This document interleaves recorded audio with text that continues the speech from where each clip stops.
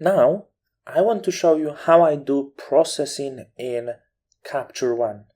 I know many of you have this software because right now in retouching industry this is the leading software for raw processing, but I also know some of you prefer to use Camera Raw. In my personal opinion, if you would ask me what is better, I would say it depends on your needs.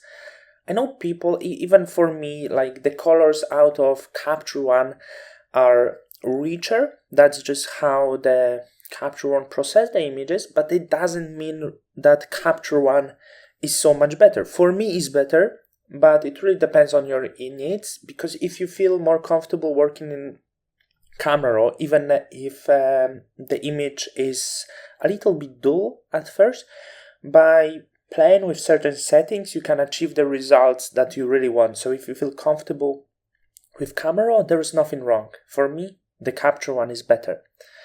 And how the Capture One see the color, let me show you at first. That was our image after processing. So right now, of course, it has more color than the image visible in Capture One, but it's not processed at all. So as you can see, when we start the image with Camera Raw, the image looked like this. It really seems to be desaturated, and that was the reason why I was going with Vibrance. And this is non-processed image in Capture One. You can see the difference is huge about the colors, and to me Capture One just see the color a little bit better for certain needs. As I said, it all depends on your personal preference. I'm choosing for my retouching a Capture One, especially that I do a lot of fashion retouching and beauty retouching, and I believe for fashion really Capture One will be the top choice, because there you have a lot of colors you have to work with. So that will be my choice if it's about the fashion. So I'm going to close the Photoshop just for a second. I don't need to save that right now, and I'm going with Capture One. So if you first time opening Capture One, the layout is a little bit different, but for you, it just, when you have the images, you go with File and import the images, and the images will be imported to your catalog.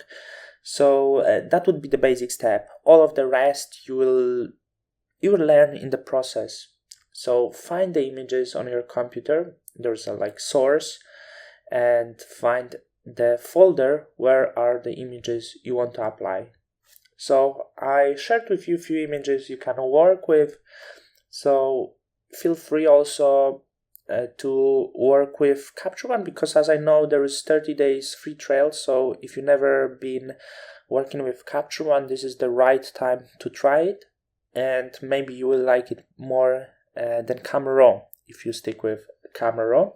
So I'm going to start again with the outdoor images, and once again let me explain how I work with. Once again, we don't have the basic panel as we had with Camera Raw, but it's more like separate. As you can see, the white balance is more separate, and I feel it's much more precise. You can see the white balance is different than Camera Raw, and that is mostly responsible for the visible colors. You have the profile, so you can see the camera it was shot. The other important panel will be, of course, setting up exposure and working with dynamic range, so knocking down highlights and shadows. And the other step where I'm going is always local adjustments, when we can be a little bit more precise, and working with color editor. This is just how I go. You can also work with color editor over here in the color. I just like to go that way. Once again, I just got used to like this, and at the end, as an output, we need to save them, of course. So I don't want to keep this as a one lesson explaining you just the basics and then creating a separate lesson for you just to understand how I process, because that would be boring. So let's jump straight away into processing. The first step I take is highlights and shadows, just in this panel exposure. So let's knock down some of the highlights and bring some of the shadows. Similar step as we took in Camera Raw. Other steps could be, you can of course work a little bit more with brightness or exposure, and I like this panel a little more here when it's about the Capture One, as just feel more natural to me. Saturation, I don't need to saturate this more right now over here, because it's, for me, it's enough saturated. And the next step, what I do, I usually go to color editor, and I don't really work with basic option for color editor, but I always go with advanced one. Why? Because it allows me to choose colors and work with colors selectively as I really want. So I can hit the background and see the color I have. I can hit the skin and see the color I have. And the one difference is on this image, I don't have so many colors, so I barely will be working with color editor, which is much more powerful when it's about the fashion images. But let's see what we could do. If you choose the color, as you can see, you can manipulate in the hue with this color. So if you would have some blue tones, you can manipulate the hue that will be more suitable for your image. We don't have that much to do on this image because we don't have that many colors, but we could work a little bit more with skin tone. And this is super powerful, and I hit on the skin, and you don't have this option in Camera. That's why I love this so much. Of course, you can find out what's the hue, but when you hit on the skin tone, and even when you pick any color in advanced panel over here, you can see the hue of your color, and to me that is super powerful and very helpful. Let's have a look. We can go with hue. I don't really like too much yellow tones, so I would go with hue, take down just one step of the hue, and maybe saturate the skin tone just a little bit more.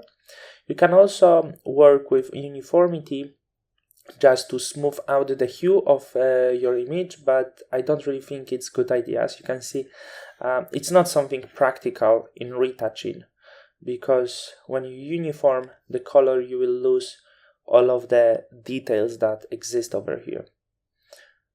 And the same about saturation. You don't want to uniform because it just take down the differences in saturation of your image.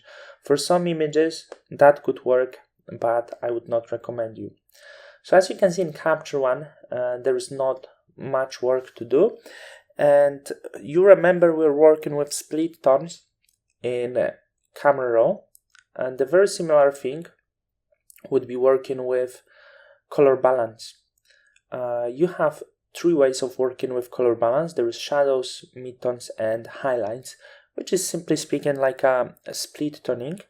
And I'm going to work separately with shadows and highlights. So if you'd like to go with the opposite colors for shadow and highlights, let's see, I would like to get some blues into the shadows. And to me, it looks so much better than it was looking in Camera. It looks more natural, more the deeper. As you can see, the color feel like really natural on this image. I wouldn't go here because I really think it should be blue on the background, and I'm going to orange with highlights. And as I didn't like the look that I received actually in Camera Raw, I like the look that it delivers to me right now in Capture One. It's just, it feels better to me to split tones, to work with tones in Capture One. So I would go with something like that. Let me play a little bit more. I feel this tone, this blue one, work really great with her orange skin tone, and that also would let us work a little bit more with the background color if we would like to, but there's no need actually. So I will go back, and that's the image. I'm relatively happy to work in Photoshop. So how you process that? We're going to output, and the one problem is we cannot open this in Smart Object as we could do this from Camera Raw, but we can open this as a PSD file. I keep this as a TIFF file. So process receipt, just open. Also pay attention, like process receipt, you can get just automatic here TIFF 16-bit files, because all raw images are of course 16-bit, unprocessed, a lot of information. So format TIFF 16-bit, uncompressed, resolution 300 pixels per inch, and everything looks right. Also, to keep everything in order, I keep the same image name, so later I know on which image I was working from the raw. And destination, of course, I need to find the right destination for me. So I would go for color grading course. This is where I keep the files. Arial is the image, set as an output folder, and then process. And next step will be work in Photoshop. So you have these small differences between Camera Raw and Capture One. Choose the one software that suits you more.